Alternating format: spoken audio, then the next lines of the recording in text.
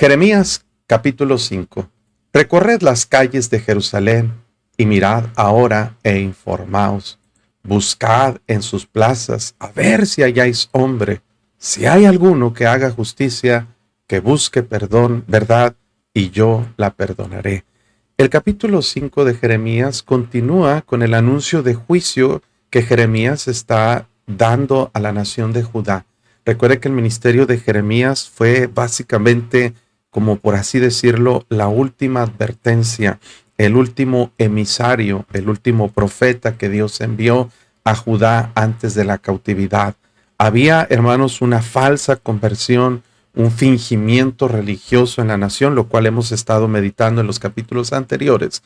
Y cuando el pueblo se pregunta por qué, y Jeremías mismo se lamenta y se duele en sus entrañas, mi vientre, dice mi vientre, y Jeremías está de alguna forma quejándose y preguntando a Dios por qué había engañado al pueblo. Y no es que Dios lo había engañado, sino que los profetas los habían engañado. Habían convencido a medio mundo de que ellos hablaban de parte de Dios cuando en realidad no era así. Así es de que, hermanos, Dios habla y demuestra, o más bien Dios le hace saber al pueblo cuál es la razón del juicio inminente de la cautividad que vendría desde Babilonia para la nación de Judá.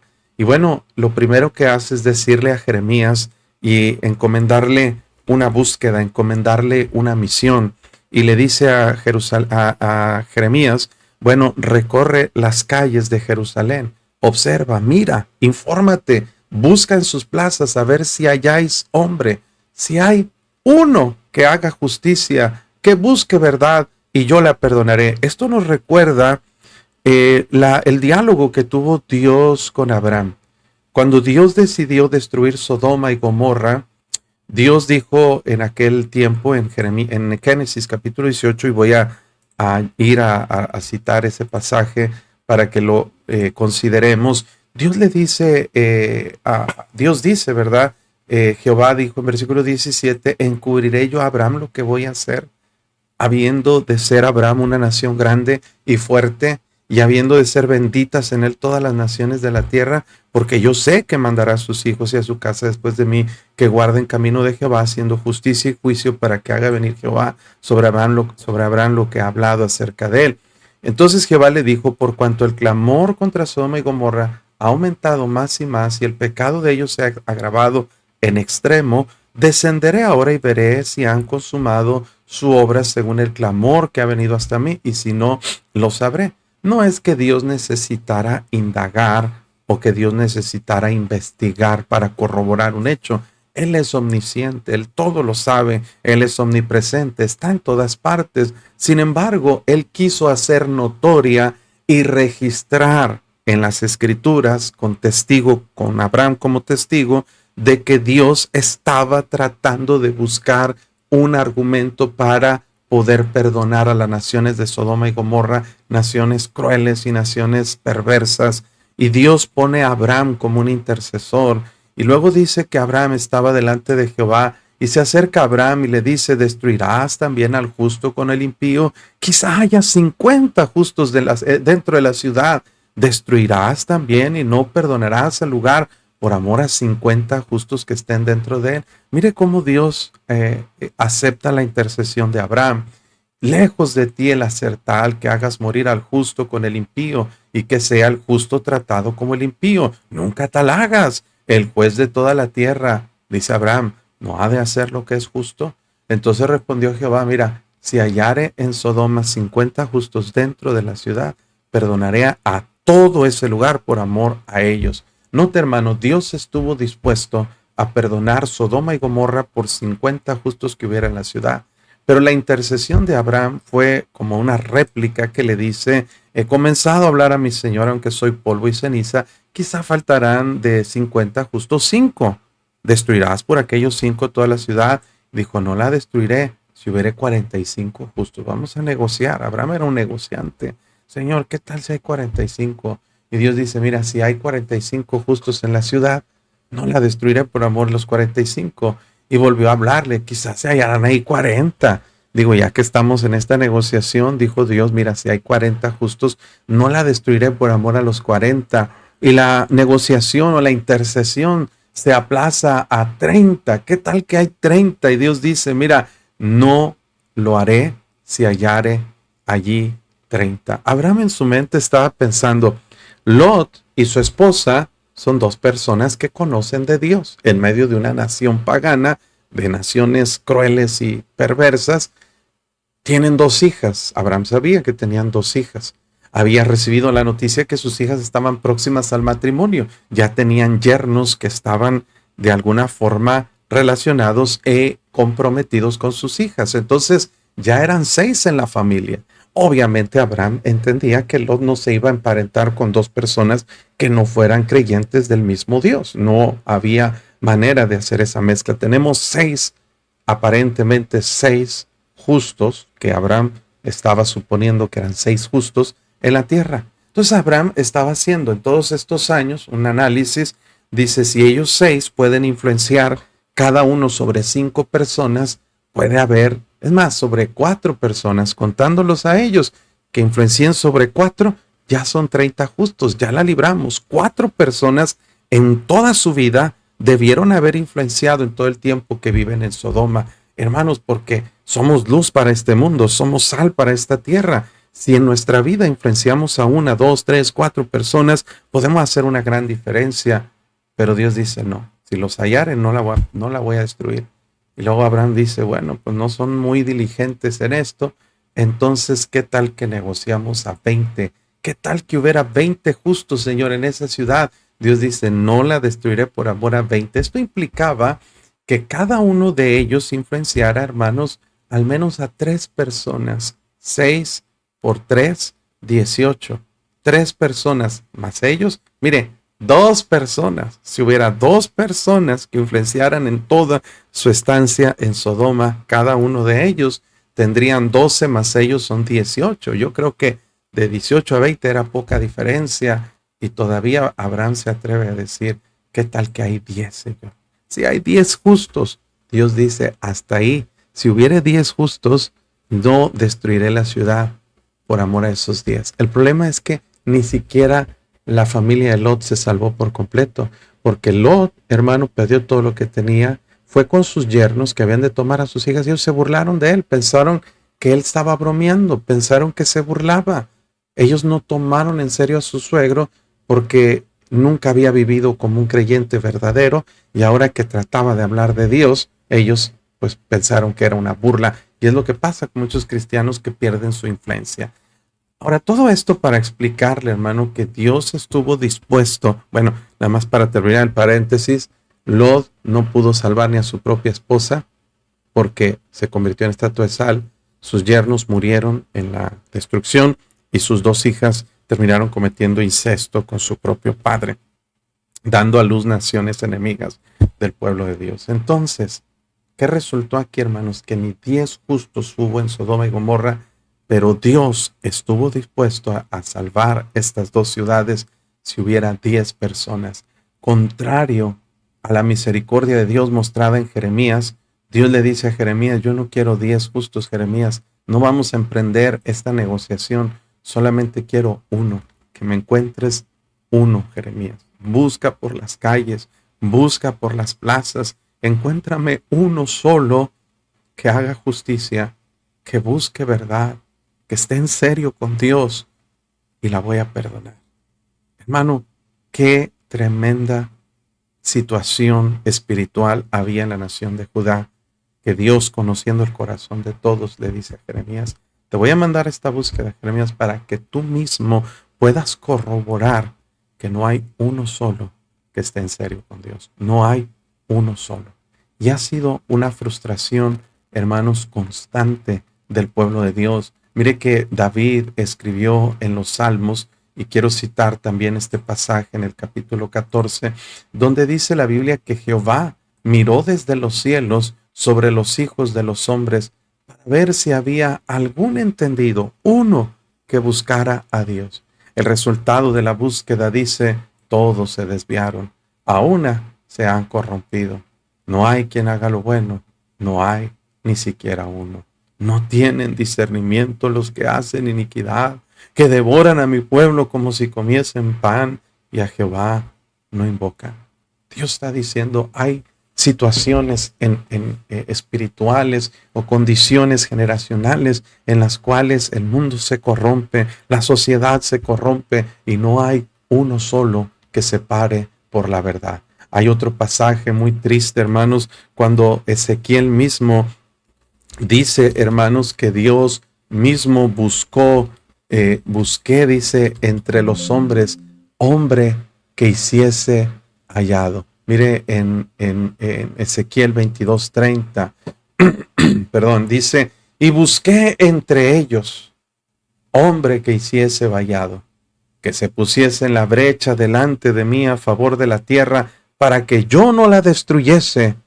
Y mire qué dice Dios, y no lo hallé, no lo hallé. Ahora, qué interesante, hermanos, que hay ocasiones en que el pueblo de Dios desvaría, el pueblo de Dios se aleja. En el Salmo 12, David hace una oración en esta ocasión cuando Saúl mata a los 85 varones de los levitas y sacerdotes en la ciudad de Nob por celos, por un chisme de Doeg edomita. Y dice, salva, oh Jehová, porque se acabaron los piadosos.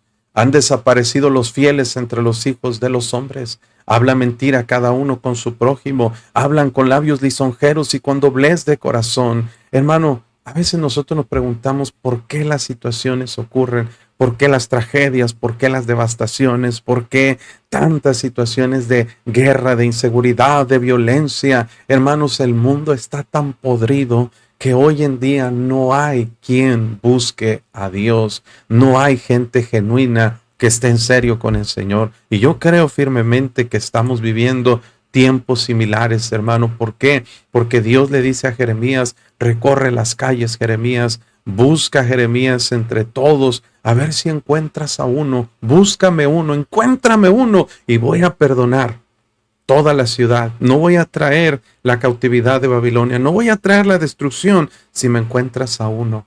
¿Y sabe cuál fue el problema? Que Jeremías encontró la misma situación. Y dice Dios, aunque digan, vive Jehová, juran falsamente. Es decir, en sus bocas había, gracias, perdón. En sus bocas había, hermanos, palabras piadosas. Ellos juraban y decían, de verdad, vive Jehová, no, Dios, nuestro Dios, no, mira, Diosito primero Dios, como hoy en día mucha gente dice, no, Diosito siempre está conmigo, no, yo creo mucho en Dios, pero a mi manera. Y esto era lo que sucedía, una falsa religiosidad. Leí una frase que me gustó, y más o menos va así, hermanos, que la ortodoxia debe ir acompañado con se me fue la palabra, ortodoxia, se me fue, ahorita me voy a acordar, se me fue la palabra.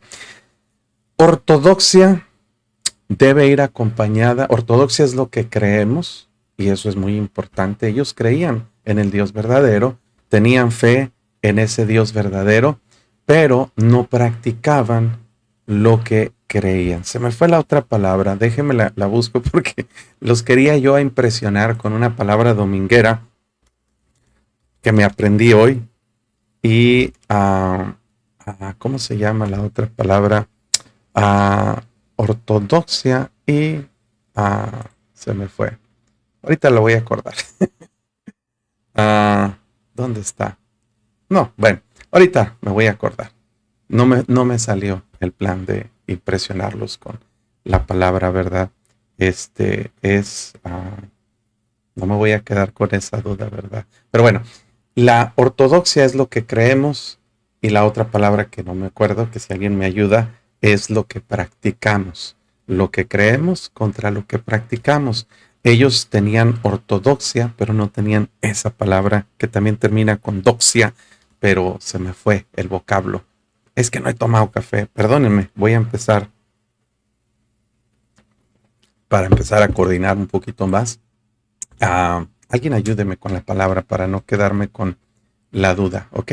Entonces, hermanos, la ortodoxia es lo que creemos, pero ¿cuál es la otra palabra? Ortopraxis, no.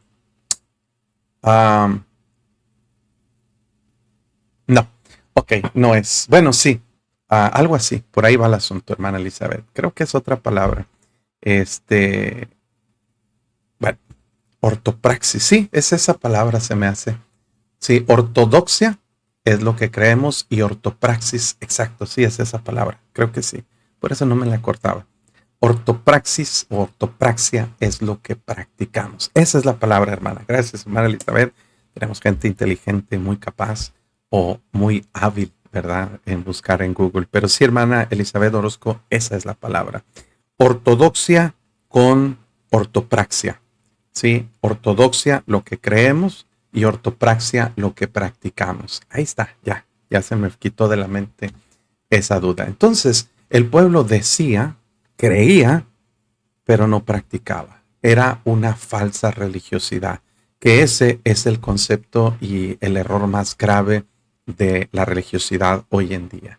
¿Qué sucede, hermanos? Que tenemos mucho religioso, pero poco piadoso. Mucho simpatizante, pero poco practicante. En el sentido que Dios podía ver, Jeremías podía encontrar mucha gente que presentaba ofrendas, sacrificios, diezmaba, como los tiempos de los fariseos, que el Señor Jesús veía que diezmaban la menta, el comino, el eneldo, pero olvidaban lo más importante de la ley. Entonces, ortodoxia, ortodoxia con ortopraxia. Tenemos que creer y a la vez practicar. Por eso Dios dice que no debemos ser solo oidores, pero también hacedores de la palabra. Jesús también decía, el que oye mis palabras, pero no las hace, le compararé a un hombre insensato. O sea, de nada sirve creer mucho y saber mucho si no lo llevamos a la práctica. Ellos decían, vive Jehová, pero ahí se juran falsamente. Y ese fue el problema espiritual de la nación de Judá, que fue un problema grave. Y luego dice Jeremías, oh Jehová, ¿no miran tus ojos a la verdad? Los azotaste y no les dolió. Los consumiste y no quisieron recibir corrección. Endurecieron sus rostros más que la piedra. No quisieron convertirse. Jeremías está entrando en la realidad. En el capítulo 3, Jeremías acusa a Dios. ¿Por qué engañaste a tu pueblo? Tú les dijiste que iba a haber paz a través de los profetas y ahora les anuncias sentencia. Pero no fue Dios quien engañó, fueron los profetas, que hablaban de su propia parte y no de parte de Dios. Y ahora Jeremías está entrando en la realidad de la condición espiritual del pueblo cuando Dios le dice, búscame uno.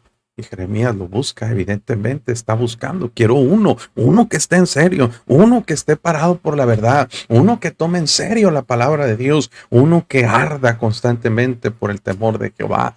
Y luego Jeremías frustrado dice, no miran tus ojos a la verdad. Los azotaste y no les dolió, los consumiste y no quisieron recibir corrección. Esa era la dureza, endurecieron sus rostros más que la piedra. No quisieron convertirse. No era una acción forzada de parte de Dios, era una rebeldía voluntaria de parte del pueblo. Dios no es responsable de endurecer. Dios no es responsable. Algunos critican, ¿por qué dice la Biblia que Dios endureció a Faraón? ¿Dios obligó a Faraón a desobedecer? No, 7 veces previas a esa frase que Dios endureció el corazón de Faraón, nos dice que Faraón endureció su corazón. Cuando una persona se obstina tanto, cuando una persona está tan dura, que no quiere abrir su corazón, Dios nos entrega la dureza de corazón. ¿Te quieres endurecer? Bueno, pues te voy a endurecer más para traer castigo sobre ti, porque no quieres. Y eso es un acto, hermanos, en el que Dios trae juicio por causa de la dureza de corazón. Proverbios 29 dice que el hombre que endurecido, que el hombre que reprendido endurece su cerviz, dice la Biblia, de repente será quebrantado y no habrá para él medicina. Dios dice, ya no habrá remedio, ya no habrá manera de evitar el castigo, el juicio. ¿Por qué? Porque mucha gente, hermanos, endurecida, ya no puede de ninguna forma, hermanos, ya no puede ser receptivo a la palabra de Dios. Entonces, hermanos, Jeremías dice, no miran tus ojos a la verdad. Los azotaste y no les dolió, los consumiste y no quisieron recibir corrección. Endurecieron sus rostros más que la piedra, no quisieron convertirse. El problema Es que ellos pensaban que estaban bien, como lo hemos visto en los capítulos anteriores. Vieron como cosa ligera sus pecados. No, no pasa nada. Estamos dando ofrendas, estamos yendo al templo, estamos celebrando las fiestas, estamos llevando ofrendas, estamos ayunando. Entonces, ¿qué? Todo está bien, pero no. Ese es el problema, la ceguera espiritual, la tibieza en la que una persona se siente que está bien y no entiende que hay cosas que debe arrepentirse. Pero yo dije, dice Jeremías, note la búsqueda de Jeremías, vamos a darles chance. Yo dije, ciertamente estos son pobres, han enloquecido, pues no conocen el camino de Jehová, el juicio de su Dios. Jeremías estaba tratando de justificar un poco al pueblo, porque estaba en ese sentir quebrantado, conmocionado, anonadado por el juicio que Dios le estaba anunciando, porque él había visto en el capítulo anterior la inminente venida del ejército babilónico y lo vio gráficamente, lo vio como si fuera en tiempo real, aunque estaba a futuro. Y Jeremías, desesperado, estaba buscando decirle a Dios, pues oye, ¿por qué engañas al pueblo? Dios, ten misericordia. Y Dios le dice, búscame uno.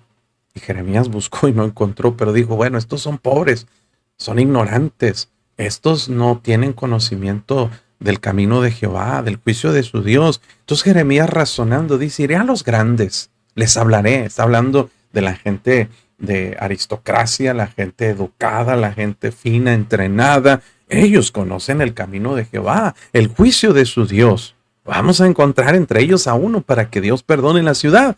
Pero ellos también quebrantaron el yugo y rompieron las coyundas. Imagínense a Jeremías diciendo, voy a buscar a uno que esté en serio. Y lo busca en los caminos, lo busca en las plazas, lo busca en los lugares concurridos, en los mercados, ahí en todos lados. Y ve todos maldiciendo, mintiendo, engañando, todos en violencia, en borracheras, perversidades. Dios dice, bueno, pues aquí en el mundo tal vez no voy a encontrar uno, pero voy a ir a las iglesias, voy a ir, estamos tratando de aplicar al tiempo de hoy. Jeremías, si hoy buscara entre las calles, iría a la plaza y ¿qué vería, hermanos? Gente, mujeres vestidas de hombres, hombres vestidos de mujeres, besándose, agarrándose las manos, gente matando a sus bebés en el vientre de la madre, gente maldiciendo en violencia, guerra, inseguridad. Y Jeremías diría, wow, este mundo sí está mal, pero vamos a las iglesias, ahí vamos a encontrar gente de veras en serio. Y ellos conocen, escuchan predicación, escuchan del temor de Dios, y resulta que el asunto era peor, porque en las iglesias, en los lugares de reunión donde había entrenamiento y enseñanza bíblica, estaba la gente peor porque fingían o aparentaban piedad, pero también estaban totalmente corrompidos, totalmente. ¿Qué pasaría, hermanos, si Dios buscara hoy en día a una persona y fuera condicionado Dios, hermanos, el perdonar a esta tierra si encontrara a una persona? ¿Encontraría Dios a alguien en su país, en su estado o departamento, en su ciudad? ¿Encontraría Dios a alguien en su iglesia? ¿Encontraría a alguien Dios en su casa?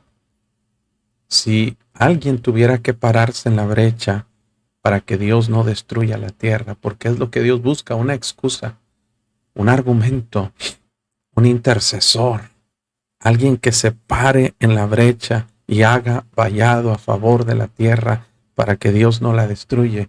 Pero Dios dice, no lo hallé. Todos se han corrompido.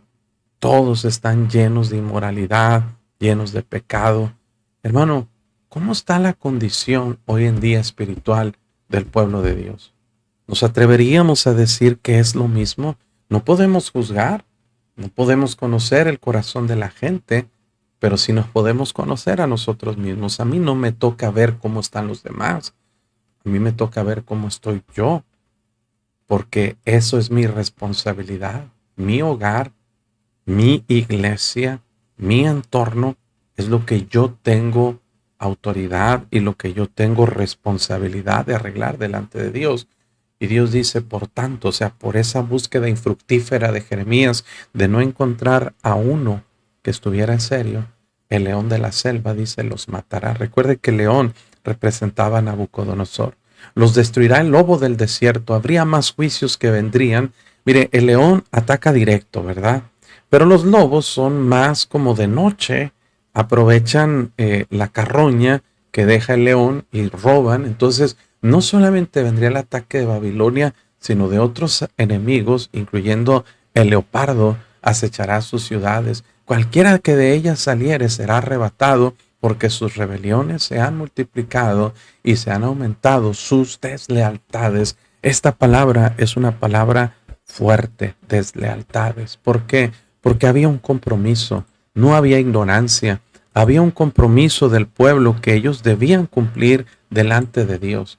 Y la falta a ese compromiso es una deslealtad. ¿Sabe que la deslealtad es un pecado grave delante de Dios? Porque es una traición a un compromiso, a una relación. Deslealtad es alguien que confía en mí y yo le doy la espalda. Alguien que me aprecia y yo lo traiciono. La deslealtad sucede en muchos ámbitos, pero principalmente contra Dios. ¿Cómo hemos sido desleales? Y es algo que constantemente Dios reprende de Judá porque fue desleal. A diferencia de Israel, que le llama rebelde, a Judá le llama desleal. ¿Por qué? Porque Israel era como una división del reino. Y en todos los reyes, 24 reyes de Israel, que gobernaron por un periodo de tiempo, hermanos, no hubo ninguno del reino del norte, no va a encontrar ni uno solo que hizo lo recto ante los ojos de Jehová. Aparentemente alguien dirá, pero ¿qué tal Jehú, que tuvo un celo y mató la descendencia de Acab? Bueno, sí, pero se fue al extremo y también mató reyes de Judá y casi rompe la promesa de la sucesión de David. Casi, hermanos, si no es que esconden a Joás, ¿se acuerda de Joás? Que lo esconden y lo Joaida y lo pone como rey. Si no fuera por eso, hermanos, casi se rompe la secuencia de la herencia de Dios en Judá. Entonces no hizo lo recto. Le gustó matar gente, pero no hizo lo recto ante los ojos de Jehová. ¿Qué hizo entonces, hermanos? Vemos que no hubo ningún rey que hizo lo recto. Fue una nación corrompida, abierta y declaradamente contra Dios. Pero el problema de Judá era deslealtad, porque fingían espiritualidad, fingían ser piadosos, pero en realidad estaban corrompidos. Y eso es peor, hermanos. La falsa religiosidad es peor. La hipocresía es peor que la rebeldía. Por eso Jesús decía que las rameras y los publicanos iban delante de los fariseos al reino de los cielos. ¿Por qué?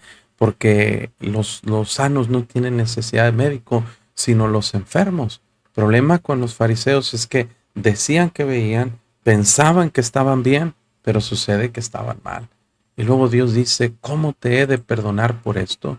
Sus hijos me dejaron y juraron por lo que no es Dios.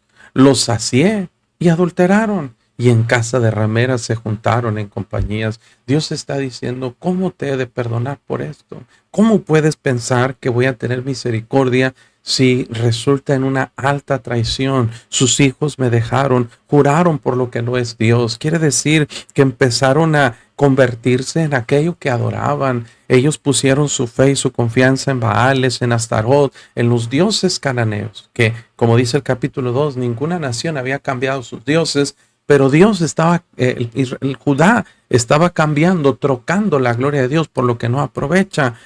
Dios dice, yo he sido tan bueno, los sacié y adulteraron. En casa de rameras se juntaron en compañías. El adulterio espiritual condujo al adulterio físico. Había inmoralidad. Mire, si no hay una buena relación del pueblo con Dios, no hay tampoco una buena moralidad. Una persona que se aleja de Dios es una persona que va a terminar haciendo cosas indebidas, indecentes y terribles. ¿Por qué? Porque no hay temor de Dios, porque no hay nada que le ate, no hay nada que le haga apartarse del mal. Por eso, hermanos, es cuestión de tiempo para que alguien que se aleje de la iglesia termine haciendo cosas que no debe hacer. Como caballos bien alimentados, dice Dios. Cada cual relinchaba tras las mujeres de su prójimo. Note que la apatía espiritual condujo a una perversidad moral. Hermanos, ahora ellos actuaban por instinto. Ya no había un temor, una vergüenza, una pena por el pecado. Ahora abiertamente actuaban como caballos. Dios dice, yo los alimenté y ellos se pervirtieron. Yo los alimenté, los sacié y adulteraron. Como caballos bien alimentados, Dios los compara con animales irracionales. ¿Usted ha visto tal vez un caballo que está en celo, hermanos? Se vuelve loco en un frenesí de hormonas que llevan a cabo actos, hermanos, desmedidos. Dicen personas y justifican, no, pues es que entre los animales también hay homosexualidad. No hay homosexualidad, hay instintos pasionales que les llevan a aparearse, y cuando están en celo, nada les hace detenerse. Lo que se atraviese con lo que esté, por eso resulta en prácticas a veces instintivas, y Dios compara al pueblo como animales. Y hermanos, mire, así está la sociedad hoy en día. Hoy en día la gente, hermanos, actúa como animales irracionales. ¿Por qué, hermano? Porque una mujer en la calle se viste indecentemente, todos los hombres se la comen con los ojos. Por eso Jesús decía, el que mira a una mujer para codiciarla, ya adulteró con ella en su corazón. Pero también las mujeres, hermanos, no respetan sus propios cuerpos, no tienen pudor y modestia para honrar sus cuerpos como templo del Espíritu Santo. Qué triste que hay mujeres que se profesan ser creyentes y andan subiendo fotos de sí mismas de maneras provocativas, de maneras que traen y quieren traer la atención de la gente, principalmente de los hombres. Hermana, cuidado, porque esa es una actitud perversa que Dios juzga. Tal vez usted no esté de acuerdo, tal vez no le guste lo que estoy diciendo, pero es algo que realmente sucede en una ciudad, en una sociedad depravada. El juicio de Dios vino porque había inmoralidad, había instintos, había pasión antes que espiritualidad. Dice Dios, no había de castigar esto, dijo Jehová.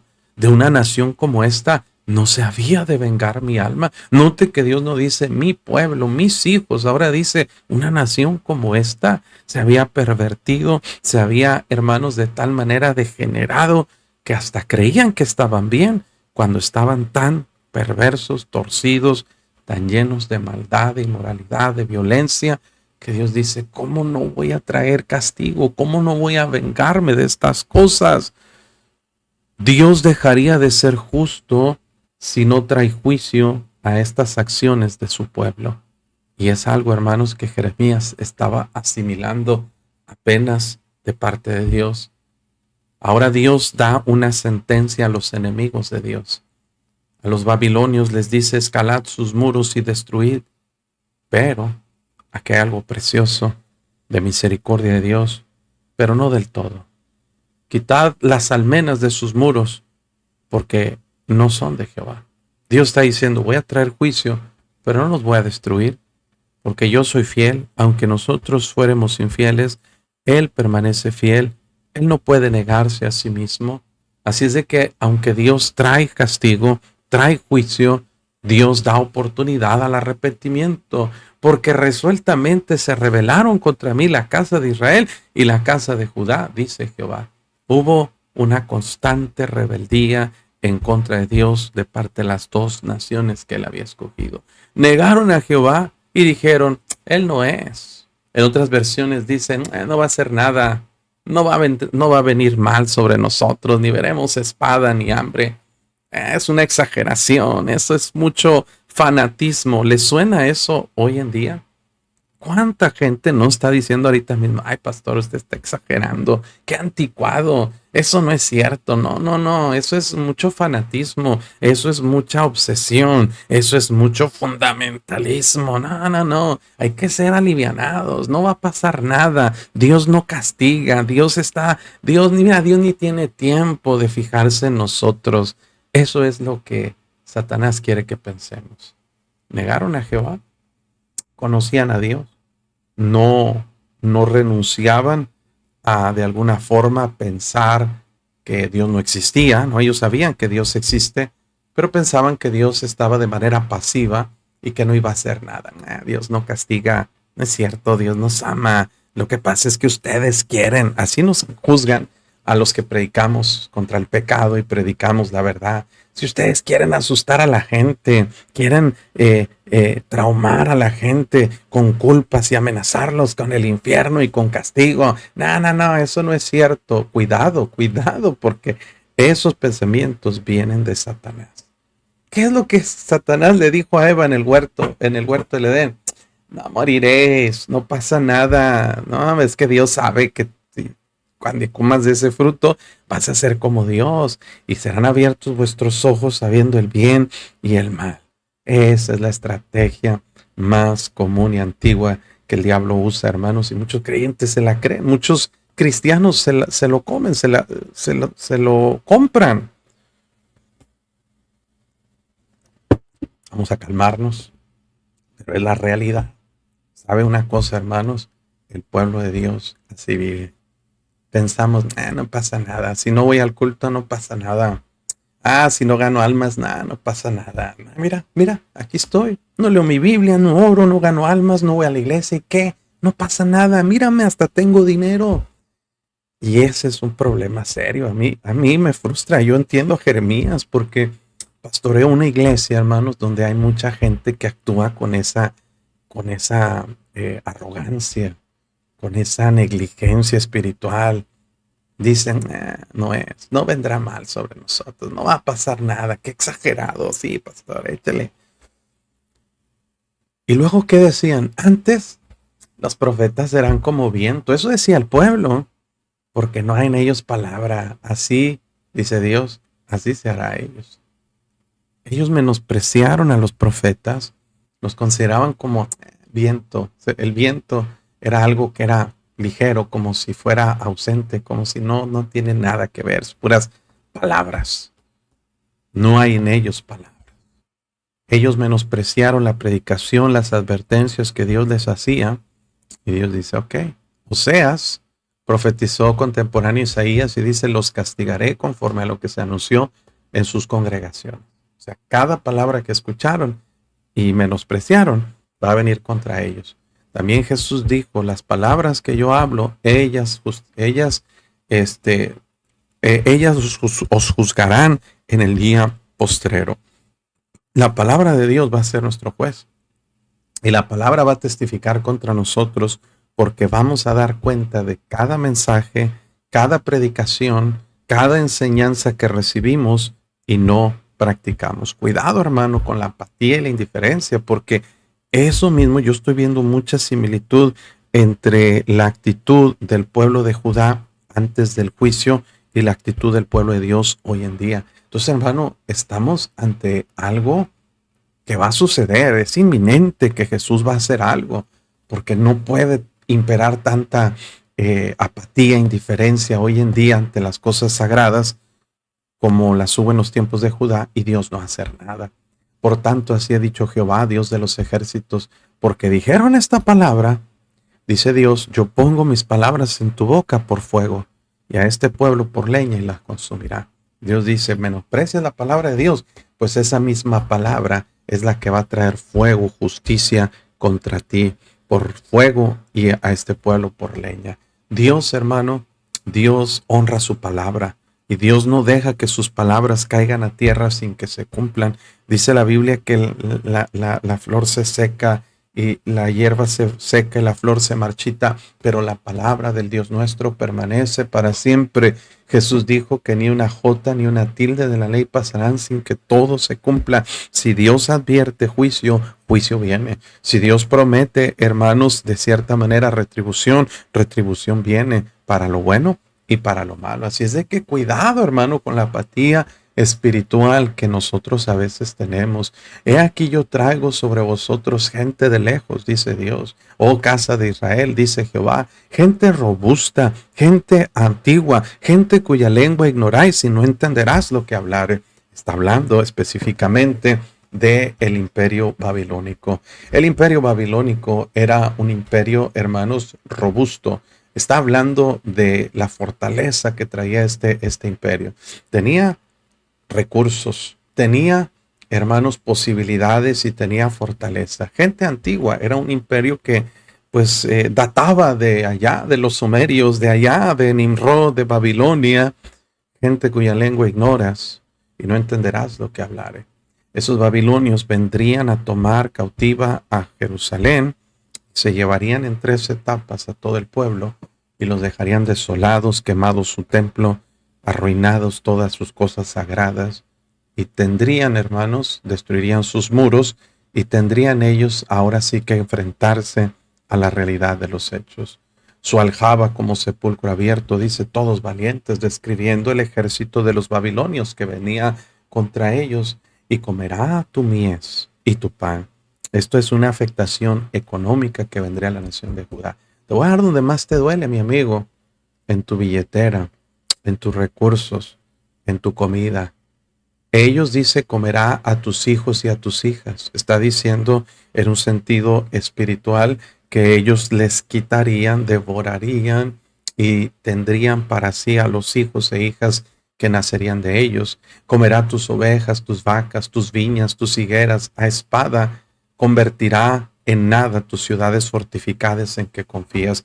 Algo que Dios hace, hermanos, es muchas veces traer juicio contra aquello en lo que ponemos nuestra esperanza, para demostrarnos que es nada.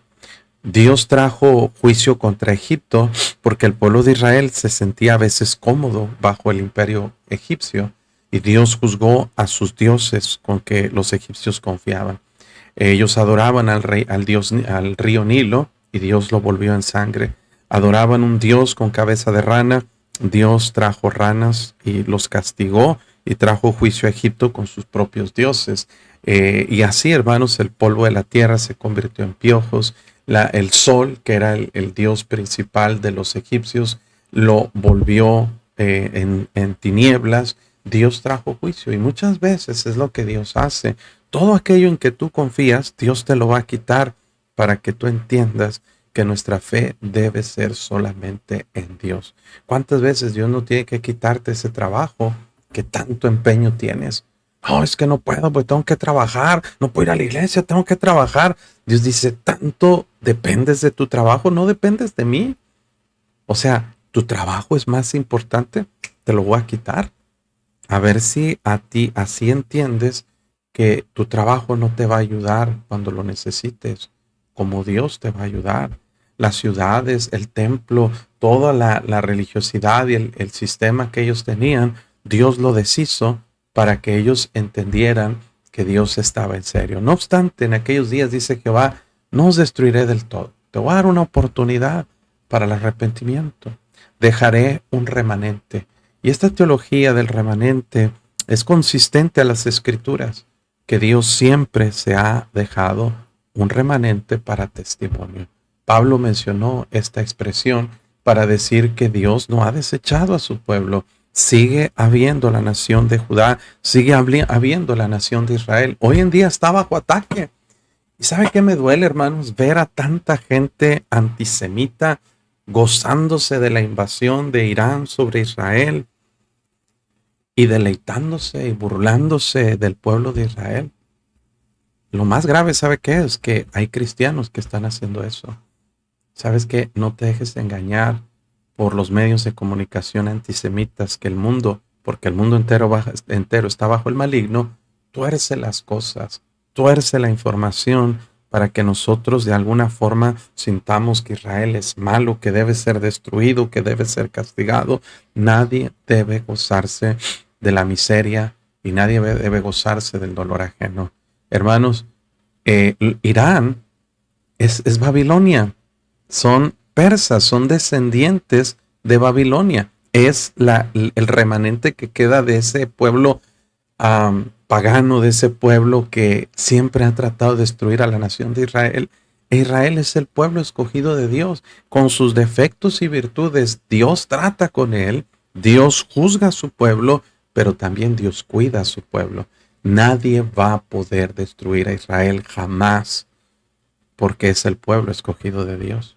Ahora nosotros no tenemos que estar de acuerdo con todo lo que hace, con todo lo que dicen sus gobernantes, pero no podemos oponernos como enemigos del pueblo de Dios. Debemos orar por ellos. Usted debería orar por esta guerra que hay hoy en día entre Irán e Israel.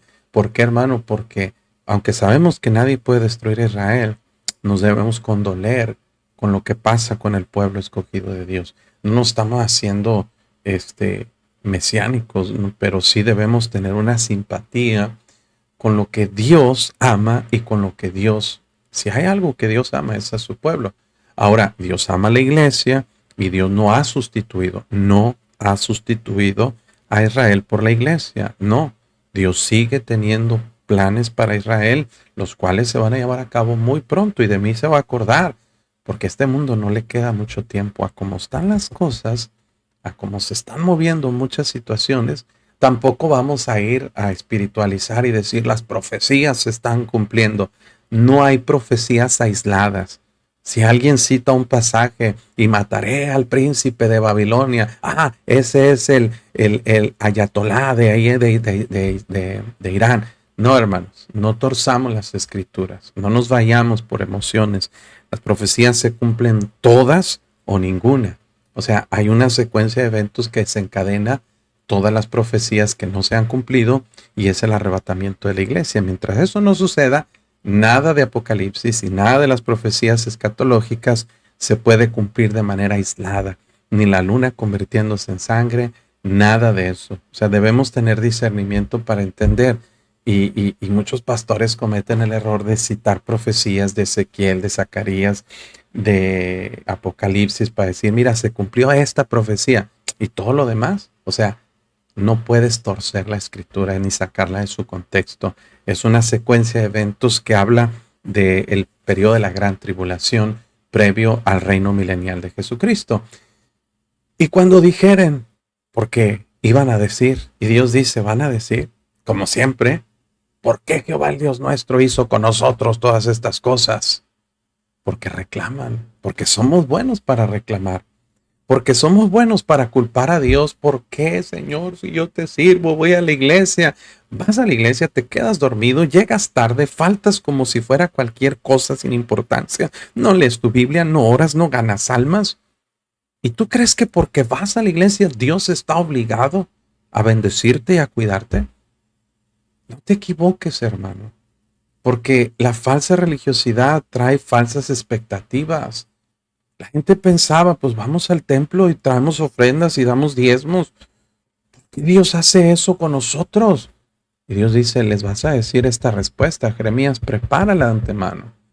De la manera que me dejasteis a mí y servisteis a dioses ajenos en vuestra tierra, así serviréis a extraños en tierra ajena. Dios dice, tú me abandonas, yo te abandono. Vamos a ver quién le va peor. ¿Sí? Hay gente, hermanos, ¿verdad? Como un escritor llamado Nietzsche, que decía que la religión es el opio de la nación, eso lo decía Carlos Marx, pero Nietzsche decía que si el pueblo deja de creer en Dios, Dios deja de existir, que Dios necesita de la gente para sobrevivir. Qué absurdo, qué ridículo, qué prepotencia del ser humano. A propósito, él está muerto y está en el infierno, lo más seguro. Y ahorita se está lamentando de todas las burradas que dijo y que escribió, que mucha gente lo ve como que, ay, Nietzsche. Pero no, hermanos. El problema es que a veces los patos les tiran a las escopetas o el barro le reclama al alfarero. ¿Por qué Jehová nos hizo esto? Dios dice, no, simplemente es justicia. Llámalo justicia poética o justicia profética o justicia divina, pero lo que siembras, cosechas. Tú no puedes esperar el favor de Dios. Tú no puedes esperar que Dios se preocupe y te bendiga, porque somos muy buenos para querer que Dios haga lo que nosotros queremos, pero nosotros no queremos hacer lo que Dios quiere que hagamos. ¿Se fija en esa incongruencia? Dios, bendíceme, cuídame esto y lo otro. Dios, ayúdame. Dios, prospérame. Dios, sáname. Dios, provéeme. Ok, dice Dios.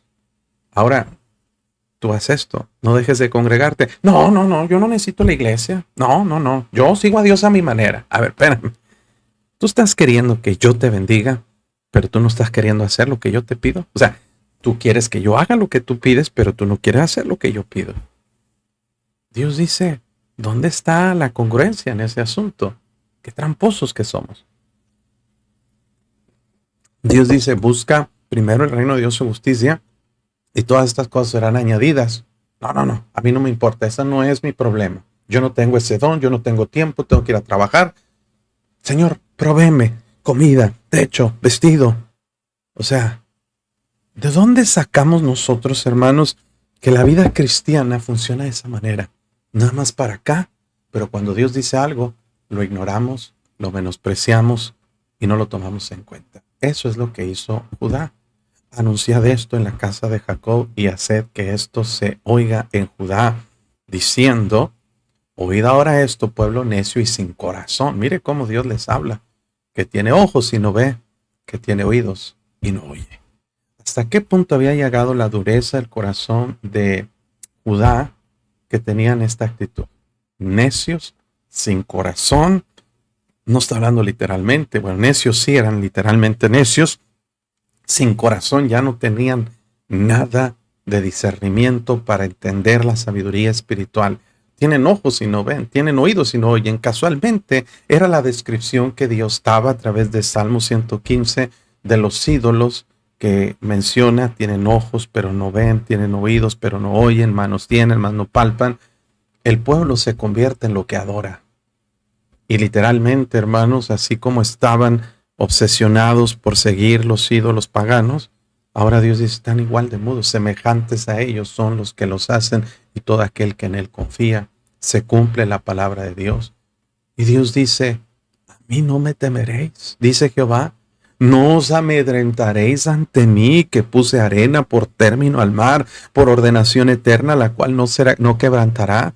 Se levantarán tempestades, mas no prevalecerán, bramarán sus ondas, mas no las pasarán. Dios da una prueba, una sola prueba, pequeña, tangible y muy clara y evidente de su poder. Dios dice, mira, yo establecí un límite a los mares y hasta ahí llega. Aunque haya tempestades, aunque haya olas y aunque haya mucho viento, el mar tiene un límite y lo obedece. Si yo tengo el poder para decirle a la creación no, y la creación obedece, los animales obedecen, los cielos cuentan la gloria de Dios, el firmamento anuncia la obra de sus manos, el sol sale, la luna también tiene su secuencia y todo el universo es controlado por un Dios poderoso. No me temeréis a mí, dice Jehová. O sea, ¿qué más quieres de demostración para entender que yo soy lo que necesitas y que yo soy a quien debes temer y obedecer? ¡Qué tremenda declaración! No obstante, este pueblo tiene corazón falso y rebelde, se apartaron y se fueron. O sea, yo no entiendo la frustración de Dios para tratar con nosotros y decir, ¿por qué está ese problema así? ¿Por qué este pueblo tiene corazón falso, rebelde, se apartan y se van? ¿Que no ven? ¿Que no oyen? Claro, estaban cegados por el pecado y no dijeron en su corazón, temamos ahora a Jehová Dios nuestro, que da lluvia temprana y tardía en su tiempo y nos guarda los tiempos establecidos de la siega. O sea, Dios dice, ¿que no te das cuenta de dónde vienen las cosas? ¿Dónde te has sustentado todo este tiempo? Mira, tenemos algo y no nos damos cuenta de dónde viene eso. Pensamos, no, he sido yo, mi trabajo, mi inteligencia, mi capacidad. O sea, no nos damos cuenta que todo lo que tenemos viene de Dios. Gracias, Dios, por este cafecito, ¿verdad? ¿Y sabe qué, hermano? No nos damos cuenta en nuestro entorno que si tenemos vida es porque Dios nos la ha dado. Si tenemos una esposa es porque Dios nos ha tenido gracia. Si tenemos hijos, hay tanta gente anhelando tener hijos y no pueden. Y los que tenemos hijos los vemos y los menospreciamos. Tenemos una iglesia donde congregarnos, tenemos un pastor que nos predica. Tienes un celular donde escuchar esta enseñanza, una tablet y algunos hasta una tele, Smart TV. Tienes un carro en que moverte, tienes una casa donde vivir, tienes un trabajo que te sustenta y te pagan bien, tienes un negocio que fructifica y puedes tener la capacidad de suplir tus necesidades. Tantas cosas que Dios ha hecho contigo porque es Dios. Él te da la salud y te da el poder y la inteligencia. Hay gente más inteligente que tú y que yo que no tienen empleo ahora mismo. que tienen capacidades increíbles, preparación extraordinaria, pero están ahorita desempleados y sin comida, sin sustento básico, sin casa. Pero usted y yo hemos sido bendecidos por Dios. Por eso Dios dice, no dijeron en su corazón, temamos ahora a Jehová nuestro Dios, que da lluvia temprana y tardía en su tiempo, nos guarda los tiempos establecidos a la siega. Mira, hermano, a veces nosotros hacemos planes, ¿verdad?, de comprar un carro, una casa, y Dios nos ayuda a llevarlos a cabo. Y no nos acordamos de decir, fue Dios quien me lo dio. Y yo veo tanta apatía e indiferencia en el pueblo de Dios hacia las cosas espirituales, hermano. ¿Cómo me duele mi corazón? Que seamos tan malagradecidos, no con la iglesia, no con el pastor, con Dios. Pero Dios dice, vuestras iniquidades han estorbado estas cosas, y vuestros pecados apartaron de vosotros el bien. ¿Se ha observado usted, hermano, cómo los imanes a veces tienen polos que se repelen? O sea, polos opuestos se atraen, ¿verdad? Pero la polaridad, cuando es similar, ¿qué sucede? Pones positivo con positivo y las energías del imán se repelen. Es difícil juntar dos imanes que tienen la misma polaridad. Mire, Dios dice, así sucede con el pecado. El pecado impide, estorba y repele, aparta, esa es la palabra. Expulsa una fuerza centrífuga que hace alejarse. La fuerza centrífuga funciona cuando algo gira y la misma fuerza hace que un objeto se aleje del centro. Centrífuga. ¿Qué sucede, hermanos? Que muchas veces así el pecado aparta de nosotros la bendición de Dios y aparta de nosotros el bien. No debemos equivocarnos pensando que bendición únicamente se traduce con prosperidad económica. Ese es el error más grave de muchos cristianos. Mira, pastor, a mí como quiera me va bien. Dios como quiera me bendice. No confundas, hermano, bienes materiales con bendiciones de Dios. Los bienes materiales son engañosos porque hacen a mucha gente pensar y confundirlo con bendición y decir, pues tengo dinero, pero ¿cómo está tu matrimonio? Tengo un carro del año, pero ¿cómo están tus hijos? ¿Cómo está tu salud? ¿Cómo está tu vida espiritual? O sea, no confundas dinero, porque Satanás también puede dar dinero. Él está dispuesto a comprarte tu fe y tu lealtad. Él está dispuesto a comprarte y a invertir en ti para alejarte de Dios. Satanás es el Dios de este siglo. Él le ofreció a Jesús, mira, todo este reino, todos estos reinos te daré si postrado me adorares. Y Satanás sigue haciendo ofertas económicas a cristianos para traicionar a Dios, ser desleales a Dios y adorarle a Él. Mira, te voy a dar este dinero si faltas el domingo a la iglesia. ¿Cómo no? Claro que sí. Obviamente no es el diablo, pero usa a tu jefe.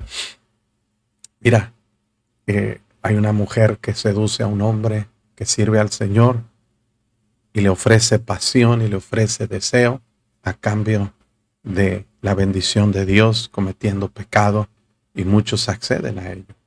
Por eso Dios dice, no sea que haya un profano como Esaú, que por un plato de lentejas vendió su primogenitura, su bendición. ¿Y sabe qué? Y no la pudo recuperar, aunque la procuró con lágrimas. ¿Sabe por qué, hermano? Porque a veces no entendemos lo que perdemos cuando nos alejamos de Dios. Porque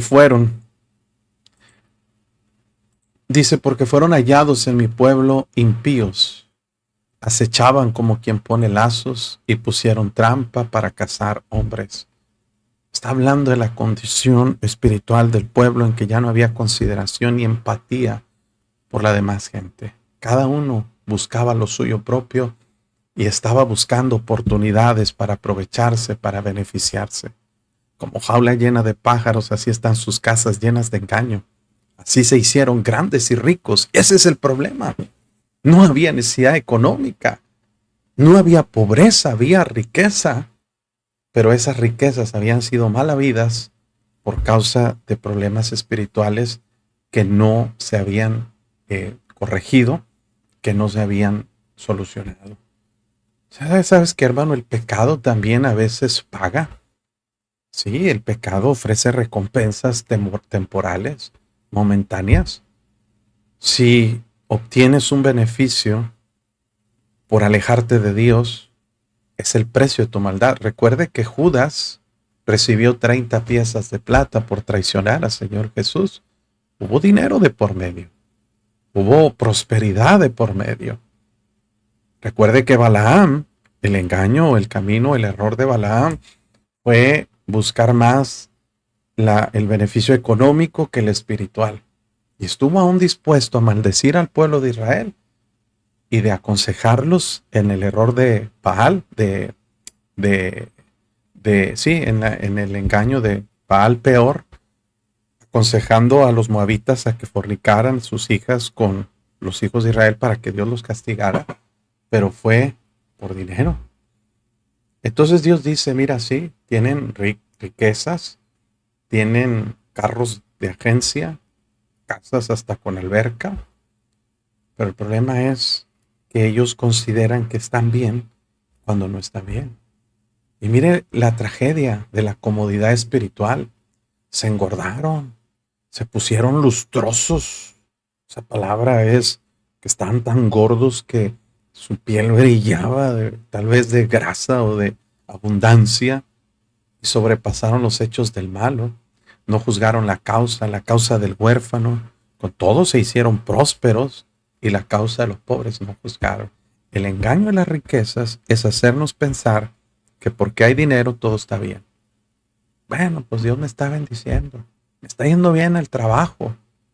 Sí, eso decía Judas, pero no sabía que lo que estaba haciendo era malo contra sí mismo. Era su propia ruina, su propia condenación.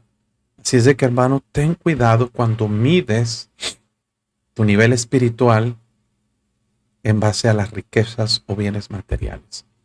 El engaño de las riquezas. ¿Qué dice Proverbios 1:30? El desvío de los ignorantes los matará y la prosperidad de los necios los echará a perder. Ese es un problema serio. Que la gente se sube a un blog y se marea. Empieza a tener dinero y ya se creen mejores, autosuficientes, ya no van a la iglesia, ya no leen su Biblia, ya no ganan almas, ya no buscan a Dios. ¿Por qué? Ya lo tienen todo lo que ellos querían. Lo que deseaban, lo consiguieron y ya no desean la fuente donde venía. Dios dice, no castigaré esto, dice Jehová. De tal gente no se vengará mi alma. Otra vez, Jeremías, regresamos al punto de partida. ¿Por qué engañas a tu pueblo? Dice Jeremías, diciéndole paz y viene castigo. ¿Quieres saber por qué, Jeremías? Mira, vamos a hacerlo gráficamente y prácticamente. Búscame en la gente, entre toda la ciudad, uno solo, que sea justo, que haga el bien, que esté en serio con Dios. Jeremías va y busca, no, pues estos son pobres. Vamos con los ricos, vamos con los entrenados, vamos a la iglesia, al templo. Y en todo lugar, no consiguió uno solo. Y dice, ese es el problema. Ahora, míralos cómo viven. Tienen riqueza, están lustrosos, están todos engordados, están todos cómodos. Están en una comodidad y eso los lleva a una apatía. No castigaré esto, dice Jehová. De tal gente no se vengará mi alma. Mire lo que dice Dios, cosa espantosa y fea es hecha en la tierra. Esto me recuerda mucho ahí donde vivía hace años atrás en la Felipe Carrillo. Había un señor que vendía periódico todos los días de la mañana. Pasaba anunciando, pero él iba a las colonias donde pasaba la noticia. Es decir, la Felipe Carrillo es un lugar conflictivo. No tanto como donde nací, ahí en la Campana, pero cuando mataban a alguien, ahí en la colonia, en la calle donde estaba el muertito, donde había habido, en esas calles, ahí iba a vender el periódico. Y empezaba a gritar, qué feo, lo mataron aquí en la cuadra. Y toda la gente chismosa salía a comprar el periódico.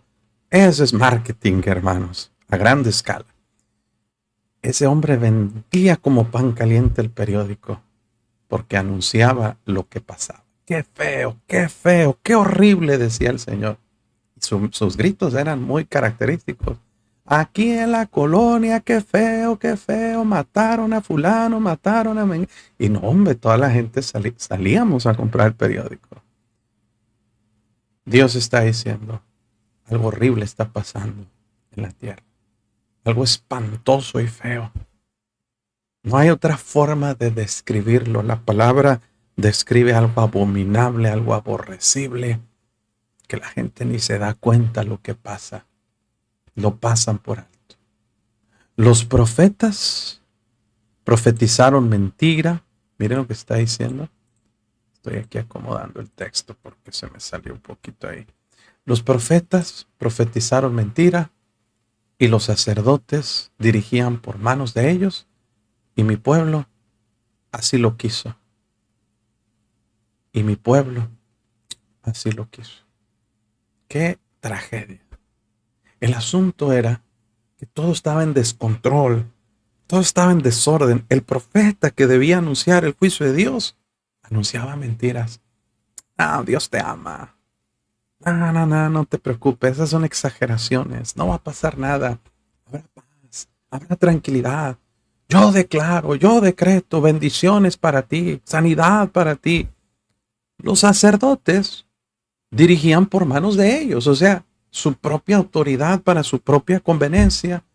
Pero el problema más grave era la tolerancia del pueblo. Mi pueblo así lo quiso. O sea, era la voluntad de ellos. Lo permitieron, lo toleraron, lo dejaron que sucediera. Era la decisión de ellos. Dios dice, ¿qué pues haréis cuando llegue el fin? ¿Qué vas a hacer cuando llegue el fin? Esa es una buena pregunta que debemos nosotros meditar. ¿Qué haréis cuando llegue el fin? Hermanos, ahora no estamos sentenciados a una cautividad en Babilonia, como lo estaba la nación de Judá. Pero tenemos un anuncio de un juicio y de un tiempo que viene. Cristo viene. Y Cristo nos va a llamar a cuentas a nosotros. Es necesario que todos nosotros comparezcamos ante el tribunal de Cristo para que cada uno reciba conforme a lo que haya hecho mientras estaba en el cuerpo, sea bueno o sea malo.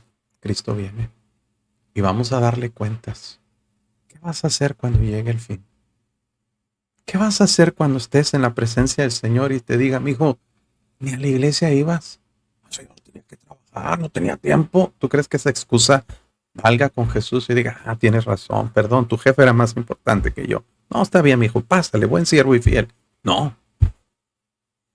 Ni un alma me ganaste, mijo. Ni una persona en tu vida trajiste a la iglesia. ¿Qué pasó? Señor, estaba muy ocupado. Pero mira el carro que compré. Mira mi cuenta de banco. Mira mi ropa de marca.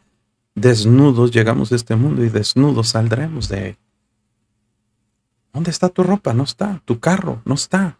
Tu casa no está. ¿Qué harás cuando llegue el fin? ¿Qué cuentas le vas a presentar al Señor cuando te pregunte por tu matrimonio? Que tú, por tu tontera, discúlpame la expresión, pero por tu necedad, fracasaste. Por tu orgullo no quisiste pedir perdón, no quisiste restaurar, no quisiste buscar consejo de Dios. ¿Qué harás cuando llegue el fin? Nadie los obligó, hermano. El pueblo así lo quiso. ¿Qué excusas vamos a presentar delante de Dios? Qué tremendo capítulo. Yo no sé usted, hermano, pero estoy muy edificado por esta lectura bíblica. Dios nos habla a través de su palabra, pero no es una comunicación pasiva. Dios quiere que tomemos esto en cuenta para hacer decisiones en nuestra vida. Pero bueno, ya se nos terminó el tiempo. Wow, 1:10 casi de la lectura. Entonces hasta aquí vamos a llegar. Espero que le haya sido bendición. Si usted leyó o vio este programa o este capítulo grabado, dele like por favor. Comparta y escriba también de dónde nos está escuchando, por favor. Es muy importante su ayuda en esto. Y hay una opción en los comentarios para suscribirse a la página. También lo hay en YouTube. Si usted quiere ser suscriptor de la página, eso nos puede ayudar bastante para difundir más el mensaje. No es obligatorio, es opcional, pero ahí está la opción. Hay un enlace en los comentarios y también en YouTube también está la opción.